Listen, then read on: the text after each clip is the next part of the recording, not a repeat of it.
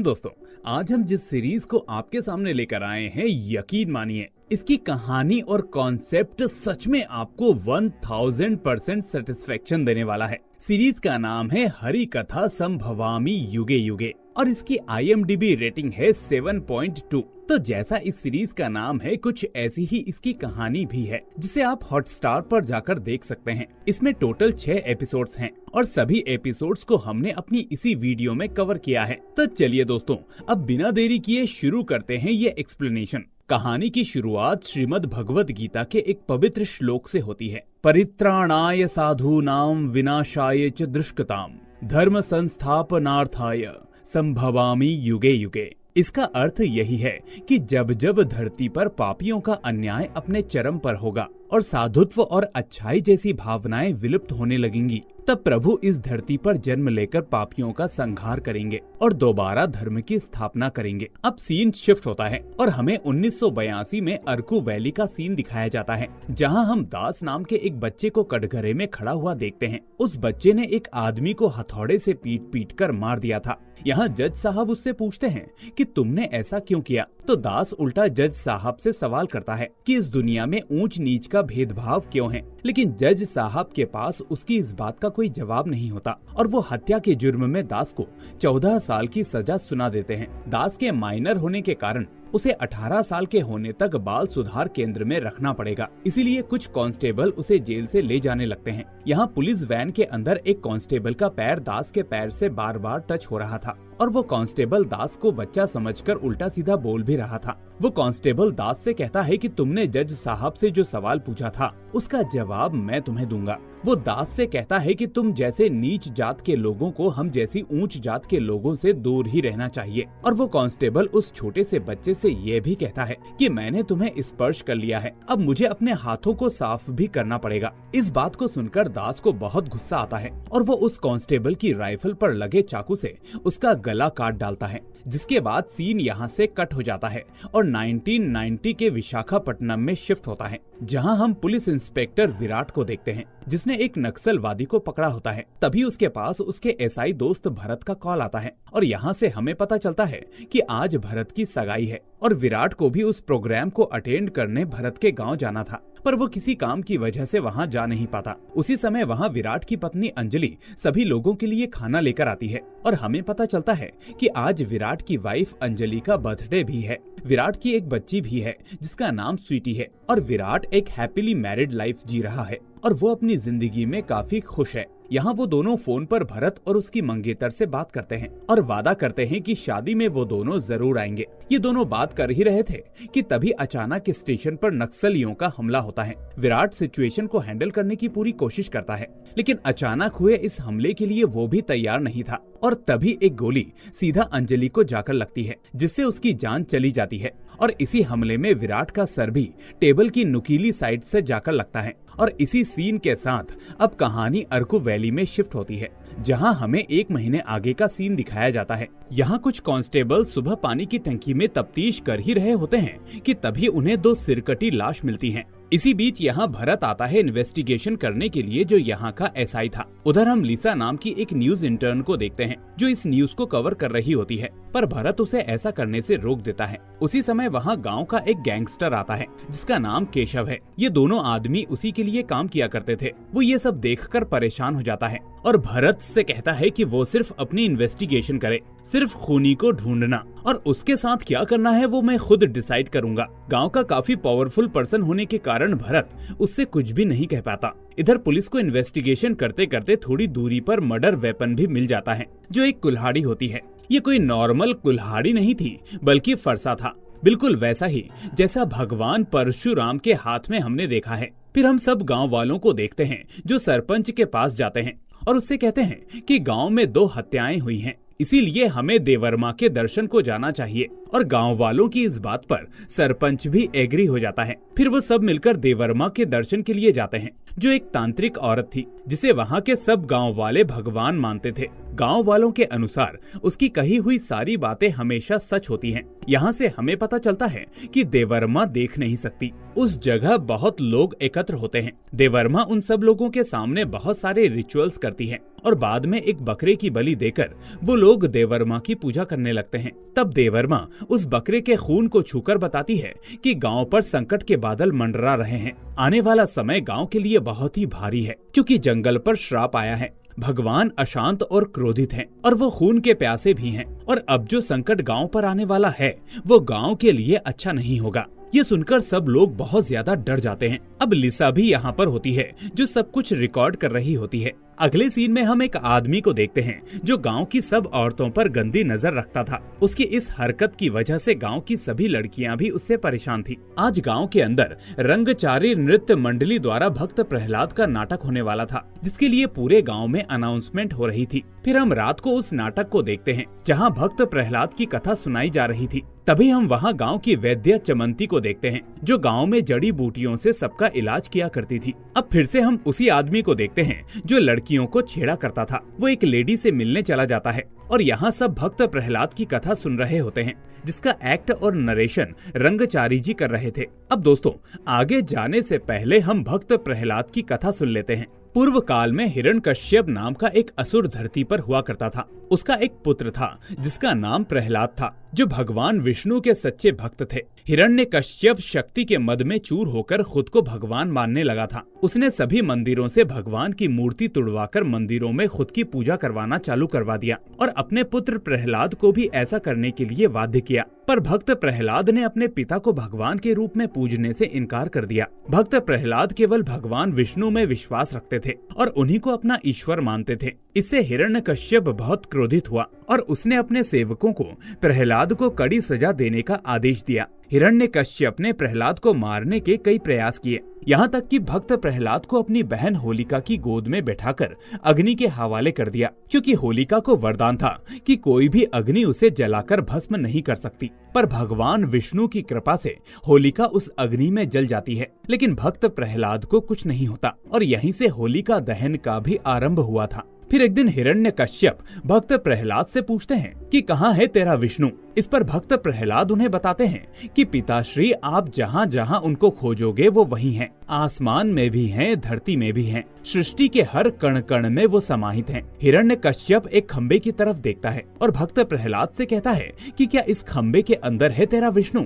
तब भक्त प्रहलाद हाँ कर देते हैं। तभी हिरण्यकश्यप उस खंबे पर गदा से प्रहार करता है और उस खंबे के अंदर से नरसिंह भगवान निकलते हैं और उस पापी दुराचारी हिरण्यकश्यप का वध कर देते हैं और सीन यहीं पर कट होता है। फिर हम उस आदमी को देखते हैं जो एक जंगल से जा रहा होता है। तभी एक पेड़ को फाड़कर नरसिंह भगवान बाहर निकलते हैं, जिन्हें देखकर वो आदमी बहुत डर जाता है। जैसे भगवान नरसिंह ने हिरण्यकश्यप को हवा के बीचों बीच रखकर मारा था, वैसे ही उस आदमी को भी भगवान नरसिंह ऐसे ही मार डालते हैं।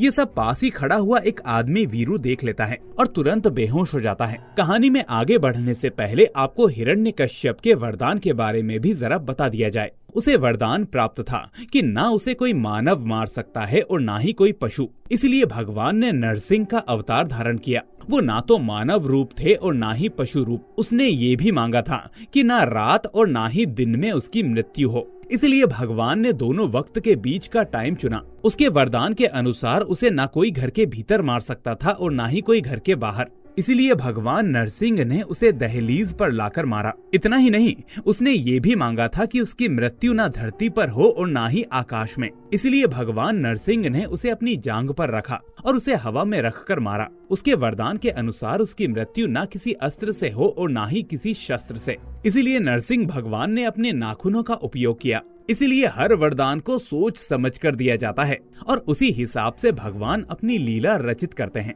चलिए अब स्टोरी पर वापस आते हैं। अगले दिन वीरू बहुत खुश था कि उसने भगवान को देख लिया। वो सभी गांव वासियों को वो जगह भी दिखाता है जहां उसने नरसिंह भगवान को देखा था। तभी वहां एसआई भरत आता है इन्वेस्टिगेशन करने के लिए और उसे यहाँ भगवान नरसिंह के सुनहरे बाल मिलते हैं, जिससे वो सोच में पड़ जाता है। उधर गांव के अंदर ये बात फैल जाती है कि देवर्मा की बात सच थी। गांव के अंदर भगवान का प्रवेश हो चुका है और उन्होंने ही ये सब किया। फिर हम लिसा को देखते हैं जो रामाचारी जी का इंटरव्यू ले रही होती है। वो उसे बताते हैं कि ये नाटक अतीत को वर्तमान से जोड़ता है और वो अपने नाटक के माध्यम से भगवान श्री हरि के सब अवतारों के बारे में लोगों को बताना चाहते हैं, ताकि लोग अपने कर्तव्यों को समझें और उनका सही से पालन करें। हम फिर विराट को देखते हैं, जो अभी जिंदा था। वो अपनी बेटी स्वीटी के साथ भरत के गांव आ जाता है और यहाँ स्वीटी को लेकर जंगल घूमने चला जाता है। तभी वहाँ कुछ कुत्ते आ जाते हैं और विराट को देखकर भौंकने लगते हैं। उन कुत्तों की आवाज से विराट को बहुत दिक्कत होने लगती है, क्योंकि उस हादसे के बाद से विराट के माइंड में जो साउंड रिसीविंग सिस्टम होता है उसमें बहुत दिक्कत आ गई थी और उसे बहुत ही ज्यादा लाउड आवाज मतलब हाई फ्रिक्वेंसी की आवाजों से तकलीफ होने लगी थी। यहाँ तक कि ऐसी आवाजों को सुनकर उसके कान से खून भी आने लगता है। और यहाँ एक खास बात ये भी थी कि विराट ऐसी आवाजों को भी सुन लिया करता था जो कोई आम इंसान नहीं सुन सकता। यहाँ उसकी मुलाकात वैद्या चमंती से होती है, जो उसे एक दवाई बनाकर देती है जिससे उसे कानों के दर्द से राहत मिलेगी और वो 6 महीने में ठीक हो जाएगा। विराट को एक दिक्कत और है, उसके दिमाग में एक छोटा सा क्लॉट भी है, जिससे उसके पास जीने के लिए सिर्फ 2 साल बचे हैं। उसे स्वीटी के लिए एक अच्छा परिवार चाहिए, इसीलिए वो फैसला कर चुका था कि वो स्वीटी को भरत और उसकी पत्नी स्वाति को सौंप देगा। फिर भरत और स्वाति स्वीटी को लेकर आज नाटक देखने जाते हैं, जहां आज भगवान विष्णु के 12 अवतार की कथा भी दिखाई जा रही थी। अब दोस्तों, स्टोरी को कंटिन्यू करने से पहले मैं आपको एक रोचक कहानी सुनाता हूँ, जिसमें आपको हिरण्यकश्यप और हिरण्याक्ष की कहानी के बीच का कनेक्शन समझ में आएगा। एक बार ब्रह्मा जी के 4 कुमार सनक, सनंदन, सनातन और सनत कुमार विष्णु भगवान से मिलने वैकुंठ धाम पहुँचते हैं। वैकुंठ के 2 द्वारपाल, जिनका नाम जय और विजय था, उन्होंने इन 4 कुमारों को रास्ते में ही रोक लिया। इससे क्रोधित होकर उन चारों कुमारों ने जय और विजय को श्राप दिया कि तुम मृत्यु लोक अर्थात धरती पर 3 बार असुर रूप में जन्म लोगे और तुम्हारी अच्छाइयों का लोप हो जाएगा। तुम बुरे कर्मों में फंसकर अपने इष्ट भगवान नारायण को भूल जाओगे। इसी श्राप के अनुरूप जय और विजय ने सतयुग में हिरण्यकश्यप और हिरण्याक्ष के रूप में, त्रेता युग में रावण और कुंभकर्ण के रूप में और द्वापर में शिशुपाल और दंतवक्र के रूप में पृथ्वी पर जन्म लिया। चारों कुमारों के इस श्राप से दुखी होकर जय और विजय भगवान विष्णु की शरण में गए और उन्हें पूरा वृत्तांत सुनाया। तब श्री हरि विष्णु बोले कि मैं उन चारों कुमारों का श्राप तो नहीं काट सकता, पर मैं तुम्हें एक वरदान देता हूँ कि तुम्हारी मृत्यु 3 जन्मों में मेरे हाथों होगी और अंत में तुम वैकुंठ को प्राप्त होंगे। इसी वरदान के क्रमशः रावण और कुंभकर्ण का वध हरि अवतार भगवान राम ने किया। शिशुपाल और दंतवक्र का वध भी श्री विष्णु के परम अवतार श्री कृष्ण के हाथों हुआ। उसी तरह जब हिरण्याक्ष के अत्याचारों के चलते धरती पर असंतुलन बढ़ने लगा, तब ये सब देखकर भगवान ब्रह्मा ने सबसे पहले पुरुष स्वयंभुव मनु और पहली स्त्री शतरूपा को धरती पर भेजा, पर हिरण्याक्ष ने धरती को समुद्र में ले जाकर छुपा दिया। ये देखकर भगवान ब्रह्मा ने भगवान विष्णु से विनती की कि प्रभु आप कुछ कीजिए। तब भगवान विष्णु ने वराह अवतार लेकर पृथ्वी को बचाया और हिरण्याक्ष का अंत भी किया। ये बात जब हिरण्यकश्यप को पता चली कि उसके भाई को भगवान विष्णु द्वारा मार दिया गया है, इसके बाद वो तप करता है और भगवान ब्रह्मा से वही वर मांगता है जो मैंने आपको पहले बताया था। फिर उसके बाद भगवान नरसिंह और प्रहलाद वाली कहानी आती है और भगवान नरसिंह हिरण्यकश्यप का भी वध कर देते हैं। अब आपको इन दोनों कहानियों के अंदर का कनेक्शन समझ आ गया होगा। तो अब कहानी में वापस चलते हैं और यहाँ हम भरत को देखते हैं, जिसके पास एक कंबल ओढ़ा हुआ आदमी आता है और वो भरत से कुछ बोलकर चुपचाप निकल जाता है और भरत भी उसके पीछे पीछे चला जाता है। ये सब सामने खड़ी लीसा भी देख रही होती है और उसे ये अजीब लगता है। जब भरत जंगल के अंदर पहुँचता है तो उसे वहाँ बहुत सारे वराह मतलब जंगली सुअर दिखाई देते हैं, जिनसे बचने के लिए वो एक गड्ढे में कूद जाता है और तभी लीजा भी वहाँ पहुँच जाती है। पर जंगली सुअर लीजा को गिरा देते हैं और वो बेहोश हो जाती है। उस गड्ढे में एक काला सांप होता है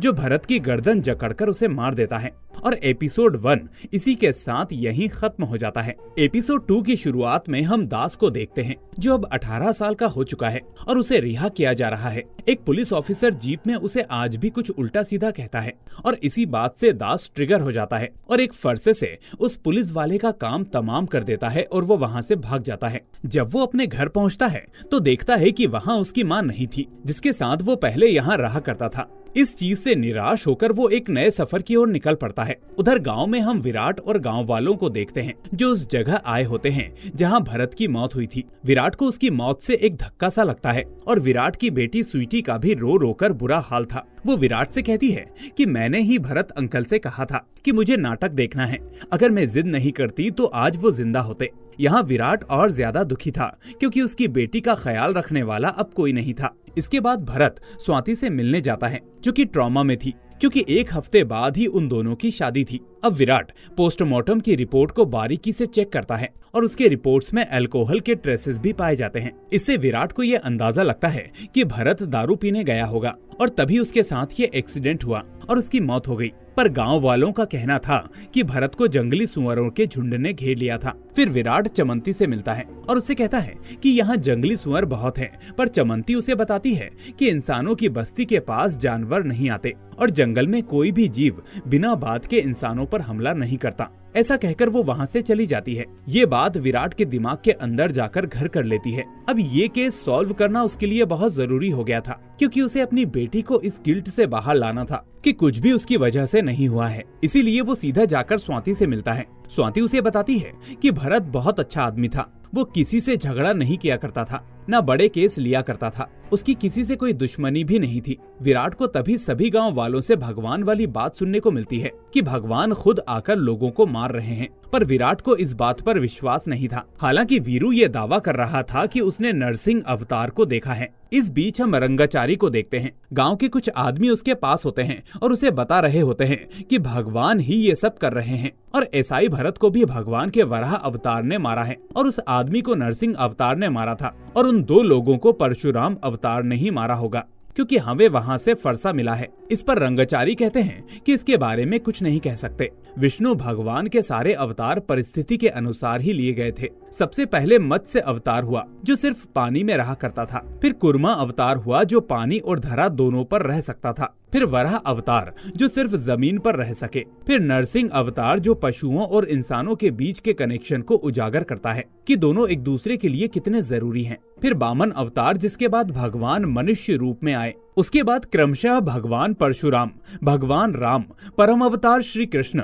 और उनका आखिरी अवतार कल्कि कलयुग के अंत में होगा। तभी वहाँ गांव का सरपंच आता है जो गांव वालों से कहता है कि रात में जंगल में अजीब सी घटनाओं को देखते हुए मेरा सबसे अनुरोध है कि रात के समय कोई जंगल में ना जाए। पर तभी अगले सीन में हमें सरपंच की लाश मिलती है। इससे गांव वाले और विराट खुद भी काफी परेशान हो जाता है। फिर वो बैठकर सभी हुई हत्याओं के पीछे का लिंक खोज रहा होता है कि तभी उसे एक चीज कॉमन दिखाई देती है कि सब लोग नाटक देखने गए थे तो बीच नाटक में उठने के कारण उनकी मौत हुई। तभी फिर वो सीधा रंगाचारी के पास जाता है और उसका गला पकड़कर उससे पूछता है कि ये सारे खून तुमने ही किए हैं ना। विराट आगे कुछ बोल पाता तभी रंगाचारी का साउंड सिस्टम बजने लगता है जिससे विराट को दिक्कत होने लगती है। जैसे तैसे रंगाचारी उस साउंड सिस्टम को बंद करता है और उससे कहता है कि मैंने किसी को कुछ नहीं किया, मेरे सभी दर्शक मेरे लिए भगवान हैं। अगर उसे फिर भी यकीन ना हो तो वो खुद नाटक देखने आए और देखे कि उसके साथ कुछ होता है क्या।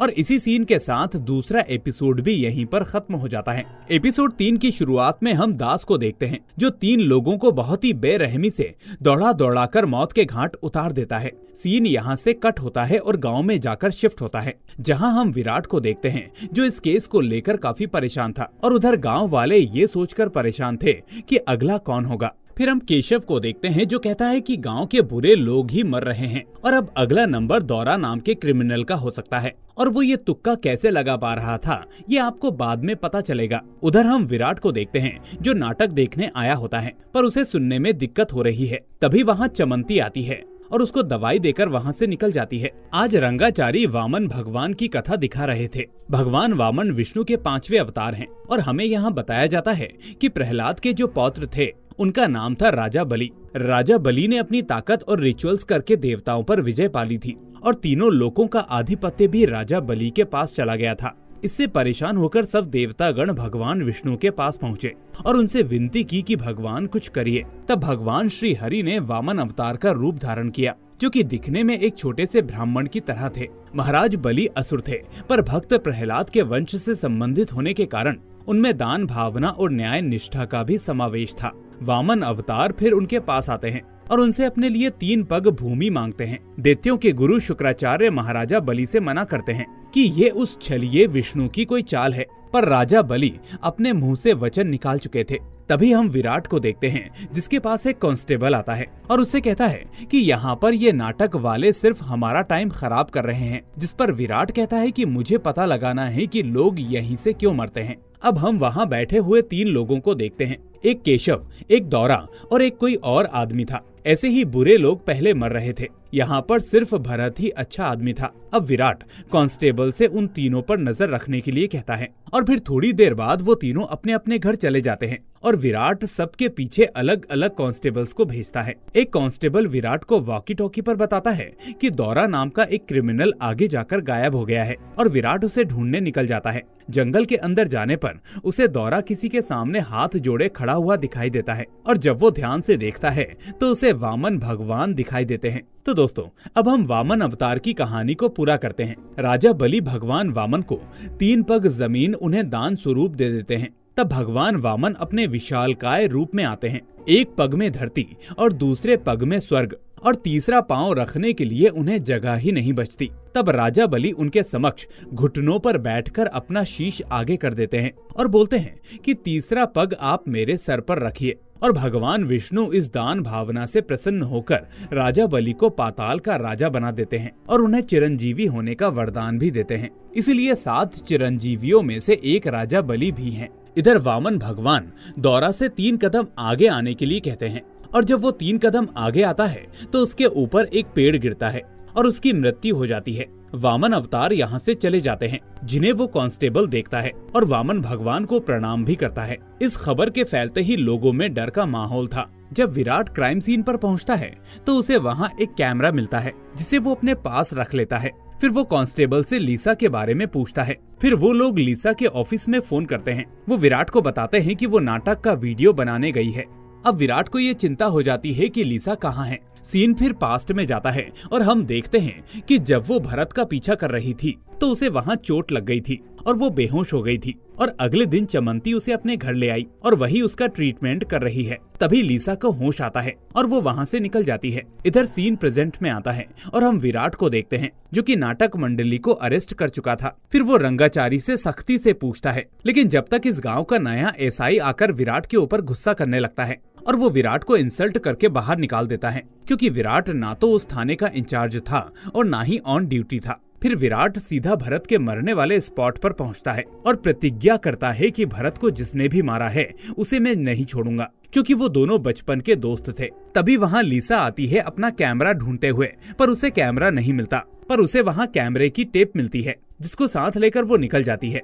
अब विराट रंगाचारी के घर जाता है और उससे कहता है कि उसने उस रात वामन अवतार को देखा था, जो शायद इसी मंडली में से ही कोई था। वो रंगाचारी से कहता है कि वो जो कोई भी था उसे कोई नहीं बचा पाएगा। और इसी के साथ एपिसोड 3 यहीं पर खत्म हो जाता है। एपिसोड 4 की शुरुआत में हम रंगाचारी को देखते हैं जो अपने घर में बैठा होता है और उसकी पत्नी विराट की बात से बहुत परेशान होती है। वो उससे कहती है कि अब हमें ये सब बंद कर देना चाहिए, पर रंगाचारी उससे कहता है कि मैं ये सब बंद तो कर दूं, पर पहले मुझे मेरी खुशी वैदेही वापस चाहिए। फिर हमें वैदेही की कहानी से रूबरू कराया जाता है। असल में रंगाचारी की पोती का नाम वैदेही था। रंगाचारी की बेटी की मृत्यु कम उम्र में हो गई थी, इसीलिए वो अपनी बेटी वैदेही की जिम्मेदारी अपने पिता को दे गई थी। वो, उनकी पत्नी और उनकी पूरी नाटक मंडली वैदेही को बहुत चाहती थी। रंगाचारी ने उसकी छोटी से छोटी जरूरतों का ख्याल रखा और उसे बहुत नाजों से पाला। फिर जब वो बड़ी हुई तो रंगाचारी ने उसे पढ़ने के लिए शहर भेज दिया।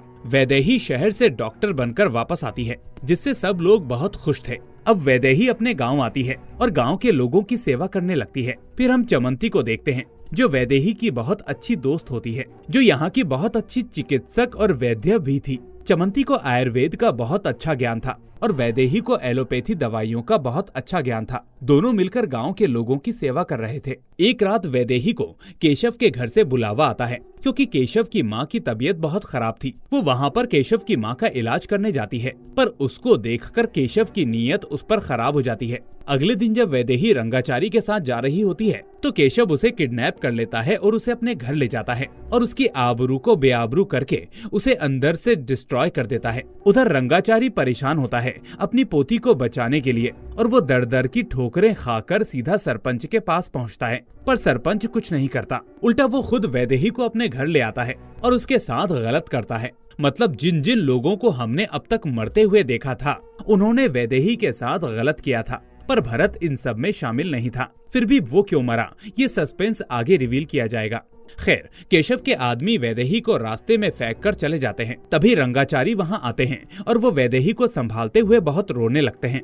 वैदेही अपनी आखिरी सांस लेते समय अपने दादा रंगाचारी से कहती है कि आप मेरी मौत के कारण के बारे में किसी को भी नहीं बताएंगे, क्योंकि अगर आपने ऐसा किया तो इस गांव में आगे से कोई डॉक्टर नहीं आएगा। और ऐसा कहकर वो दम तोड़ देती है। रंगाचारी अपनी पोती की मौत का गम सहन नहीं कर पाते और वो मंदिर की छत पर जाकर भगवान से कहते हैं कि आपने आज अन्याय को देखते हुए भी कुछ नहीं किया, इसलिए मैं अपने तरीके से उन पापियों का संहार करूंगा। फिर सीन प्रेजेंट में आता है और हमें समझ में आता है कि रंगाचारी और उसकी नाटक मंडली उन सब अधर्मियों को खत्म करके वैदेही की मौत का बदला ले रही है। फिर हम केशव को देखते हैं, जिससे उसका आदमी ये पूछता है कि अब किसकी बारी है, तो केशव कहता है कि अब मेरी बारी है। इसका मतलब उसे पता था कि ये क्यों हो रहा है। उसने जब दौरा के मरने की भविष्यवाणी की थी तो उसे पता था कि ये सब उसके ही पापों का फल है। उधर हम लिसा को देखते हैं, जो उस टेप के अंदर की रिकॉर्डिंग को देखती है। उस टेप में उस रात की रिकॉर्डिंग थी जब भरत की मौत हुई और उसे किसी ने धक्का देकर बेहोश कर दिया था। उस रिकॉर्डिंग को देखकर लिसा के होश उड़ जाते हैं। मतलब उसमें कुछ बहुत ही शॉकिंग था। रात को नाटक मंडली का प्रोग्राम फिर से चालू होता है। उसे विराट भी बैठकर देख रहा होता है। साथ ही यहाँ पर केशव और एसआई अजय भी आया हुआ था। आज कृष्ण अवतार से जुड़े हुए कांड द्रौपदी चीर हरण के बारे में गाँव वालों को बताया जा रहा था।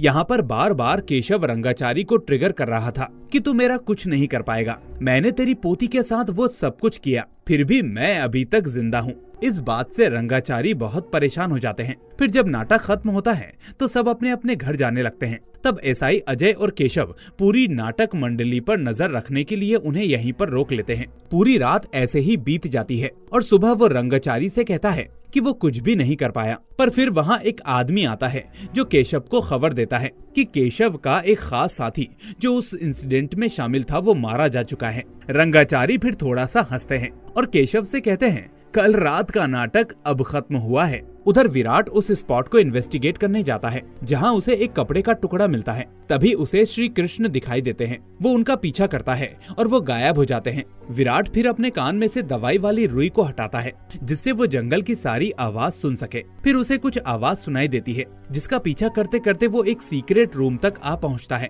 यहाँ पर सभी अवतारों के मेकअप, कॉस्ट्यूम्स और मुकुट रखे हुए थे। मतलब कोई इंसान यहाँ से गेटअप चेंज करके अवतारों का रूप धारण करता है और फिर लोगों को मारता है। तभी हम श्री कृष्ण के रूप में वहाँ दास को देखते हैं। विराट उससे सवाल करता है पर दास तेज आवाज करके उसे परेशान कर देता है, जिससे विराट को बहुत तकलीफ होती है और वो वहाँ गिर जाता है और कुछ लकड़ियाँ उसके पैर के ऊपर भी गिर जाती हैं और लकड़ियों के ऊपर रखी लालटेन भी जमीन पर आकर गिरती है, जिससे विराट और हमको दास का रूप बहुत बड़ा दिखने लगता है। फिर दास भगवान विष्णु के पूर्ण अवतार में आकर कहता है कि मैं ही ईश्वर हूँ। और इसी के साथ एपिसोड 4 यहीं पर खत्म होता है। एपिसोड 5 की शुरुआत में हमें दास की कहानी से रूबरू कराया जाता है। वो पास के ही किसी गाँव में अपनी माँ के साथ रहा करता था। इसी गाँव के अंदर ऊंच नीच का भेदभाव बहुत था, जिसकी वजह से कोई भी दास और उसकी माँ को छूना तो छोड़ो, उनसे सीधे मुंह बात तक नहीं करता था। वो मंदिर भी नहीं जा सकते थे। दुकानदार उनके हाथ से पैसे लेना भी पसंद नहीं करते थे।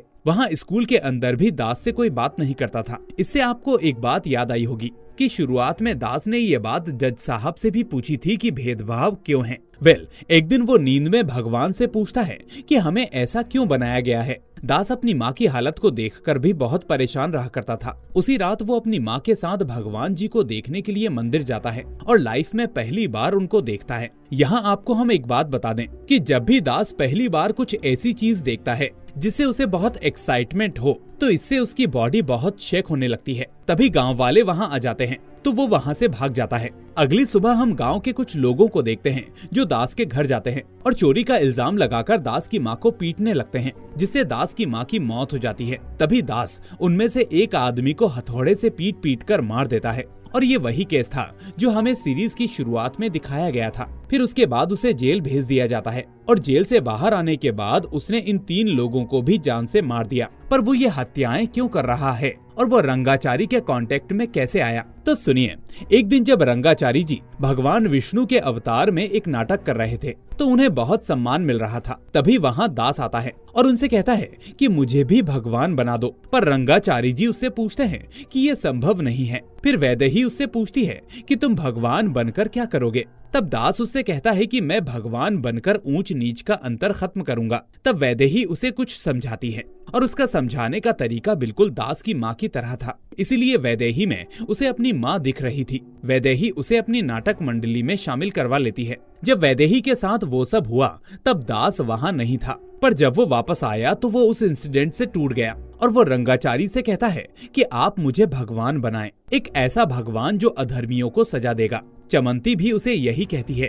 वो कहती है कि वो जंगल को अच्छे से जानती है, वो भी दास का पूरा साथ देगी और यहीं से ये मौत का खेल शुरू हुआ था। दास का एक अभिषेक होता है। रंगाचारी उससे कहते हैं कि अब वो भगवान का एक अवतार है, उसके ही सभी अवतारों की कथा होगी ये हरि कथा। और हम देखते हैं कि एक एक करके विष्णु भगवान के हर एक अवतार की कथा होती है और जिस अवतार की कथा होती है वो उसका रूप धारण करके अधर्मियों को मार देता है। वो विराट से कहता है कि कहानी खत्म होने में बस एक आखिरी अध्याय बचा है, मतलब केशव। इस पर विराट उससे पूछता है कि तुमने भरत को क्यों मारा, पर दास के पास इसका कोई जवाब नहीं था। अगले दिन चमंती आकर विराट को संभालती है और उधर अजय अपनी इन्वेस्टिगेशन में लगा हुआ था। इधर रंगाचारी अपने अंतिम नाटक की तैयारी शुरू करते हैं, जो कि इतिहास में पहली बार होगा, क्योंकि ये भगवान विष्णु के कल्कि अवतार का प्रदर्शन था जो अभी तक इस धरती पर अवतरित नहीं हुए हैं। और इसी के साथ 5वां एपिसोड यहीं पर समाप्त होता है। आखिरी और 6वां एपिसोड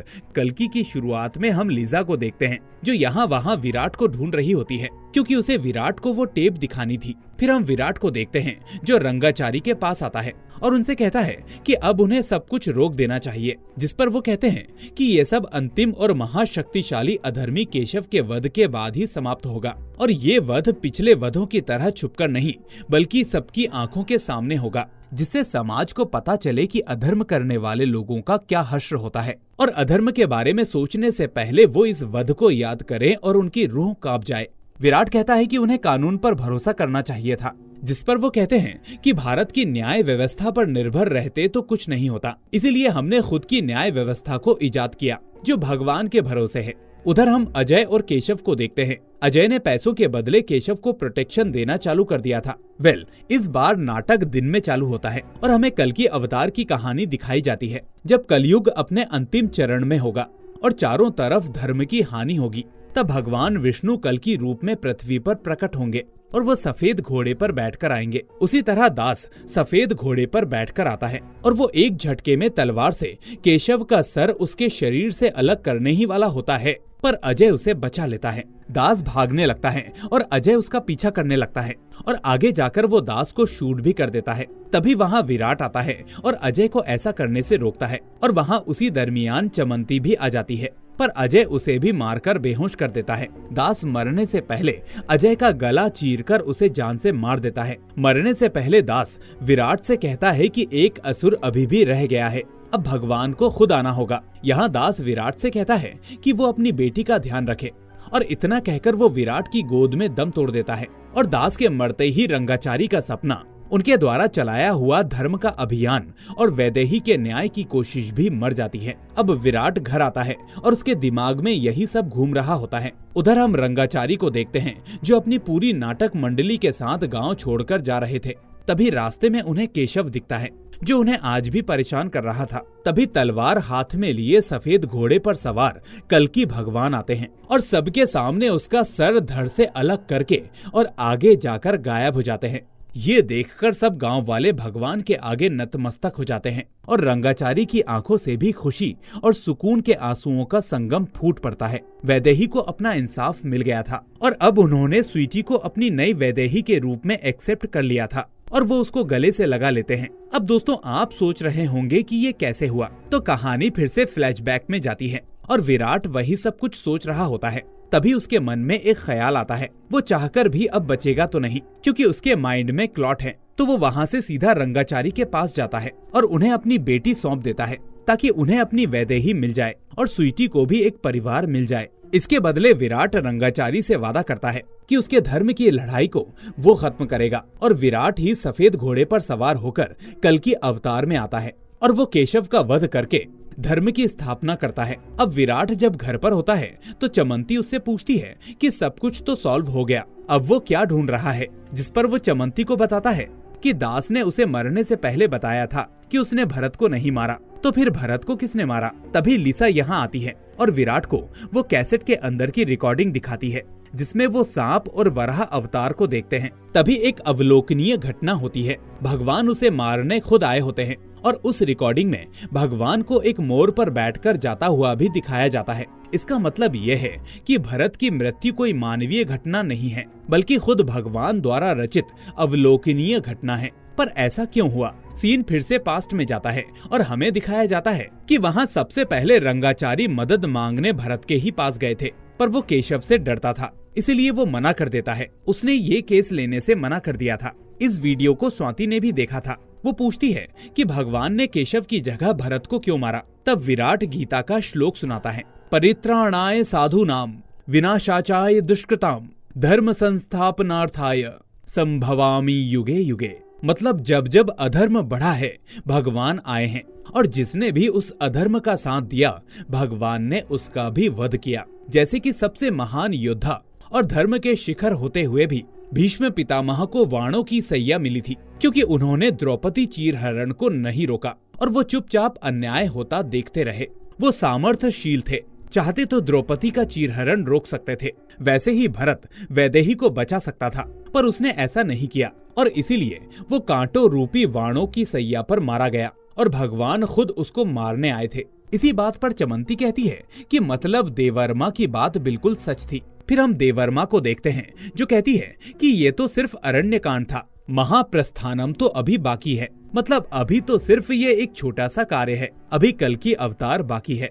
जिसके बाद देवर्मा की आंखें जो जन्म से बंद थी वो अचानक से खुल जाती हैं। तभी हम पेड़ से बाहर आते हुए नरसिंह भगवान को देखते हैं और इसी के साथ ये शानदार सीरीज यहीं पर समाप्त होती है। तो दोस्तों, आपको ये सीरीज कैसी लगी हमें कमेंट करके जरूर बताएं। साथ ही कहानी पसंद आई हो तो इसे लाइक करके चैनल को सब्सक्राइब करना ना भूलें। हम फिर मिलेंगे एक और ऐसी ही शानदार कहानी के साथ। Till then take care and thanks for watching.